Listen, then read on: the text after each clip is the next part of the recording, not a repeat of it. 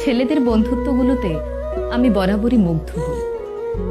ওদের বন্ধুত্বে না কোনো ভনিতা থাকে না, স্বার্থ থাকে না। গতকাল এক্সাম দিয়ে ফেরার পথে বাসে অনেকগুলো স্কুল ছাত্র উঠল। দেখলাম ওরা একজন আরেকজনের ভাড়া দিয়ে দিচ্ছে, একজন আরেকজনের ব্যাগ ক্যারি করছে, একজন আরেকজনকে বলছে, তুই যদি রেজাল্ট ভালো না করিস তাহলে কিন্তু ভবিষ্যতে এমন বাসের হেল্পার হবে। আরেকজন বলছে, আর তুই পানের দোকানদার হবি।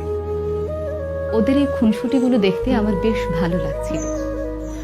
আমি জানি না সামনের কিছু বছর পর ওরা কে কোথায় থাকবে, কার জীবনের মোড় কোন দিকে ঘুরে যাবে। তখন হয়তো এদের মধ্যে কারো কারো বন্ধুত্ব ভেঙে যাবে, আবার কারো বন্ধুত্ব অটুট থাকবে আজীবন।